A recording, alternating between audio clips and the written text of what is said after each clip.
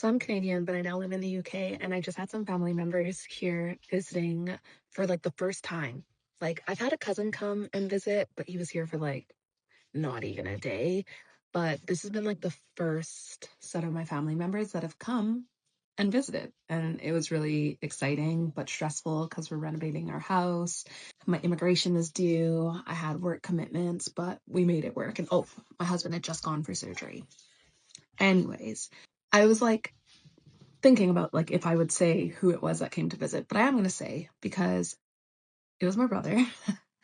And it's really interesting to me, people who haven't dealt with infertility. They sometimes say things that it comes across quite harsh. And it's one of these things that it's a little bit tricky to navigate because if you bring it up, they probably would say that you're being sensitive. And it's a hard one because you don't want people to feel like they have to walk on eggshells around you or be mindful or like guarded with like what they say and what they don't say. But my brother did say something that was pretty insensitive while he was here. And I didn't tell him at the time or at all that I found it like a little bit harsh what he said because I knew that wasn't his intention. But his last night here, he made the comment again. And I found a way to kind of like talk through it. And even though I don't think he sat there and thought, oh, I was pretty insensitive in saying that like 3 times in a span of 8 days, I think I was able to bridge the gap between him and his partner being people that got pregnant really easy and me and my husband who are.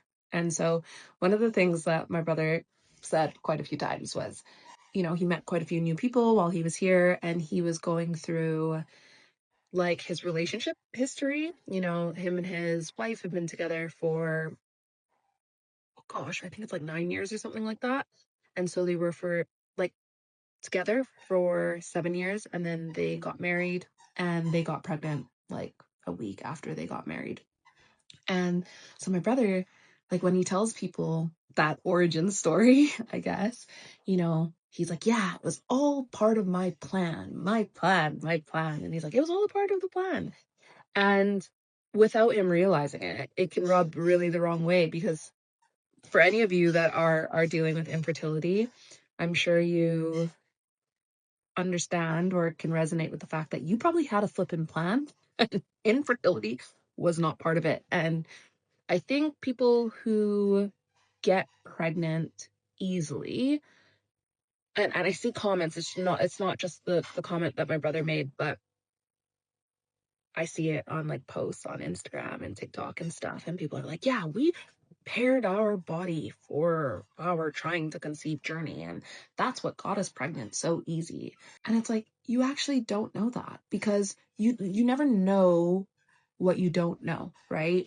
And I'm not saying that eating healthy doesn't contribute to your fertility journey or doing a fertility MOT doesn't contribute to your fertility journey.